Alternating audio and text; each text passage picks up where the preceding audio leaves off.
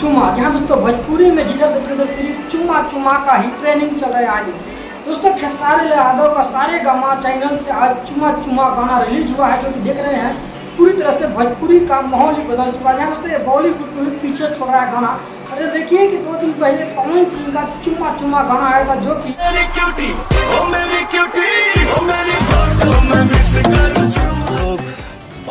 मात्र 22 घंटा में दोस्तों 25 मिलियन व्यूज बढ़ा था। जहाँ यही पवन सिंह का जलवा आज उसको बता रहा है, पूरे बॉलीवुड में पवन सिंह अपना तहलका मचा रहे हैं। दोस्तों ये भोजपुरी की गर्व की बात है कि भोजपुरी बॉलीवुड में जाकर के अपना जलवा बिखरे। और आप लोग देख रहे हो दोस्तों एक दिन में 25 मिलियन व्यूज बढ़ाने वाला चुमा गाना पवन सिंह का वर्ल्ड रिकॉर्ड बना चुका है। तो वही पे खेसारी लाल यादव का फिल्म का टीजर रिलीज हुआ था, आप लोग देखिएगा व्यूज जो दोस्तों एक दिन में 10 मिलियन व्यूज का। तो वहीं पर देखिए उसी गाने का पहला गाना है चुमा, जो कि गाना का व्यूज दोस्तों आप देख रहे हैं 6 घंटे में 1.2 मिलियन पे स्थापित हो गया है। नमस्कार दोस्तों, मैं श्याम कुमार।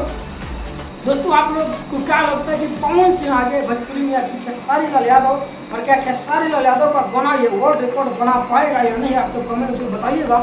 दोस्तों ये देखिए कि पवन सिंह का तो चुमा चुमा गाना पूरे इंडिया के टॉप नंबर 1 पे आया था दोस्तों, और पूरे इंडिया के नंबर 1 पे ट्रेंड भी कर रहा था।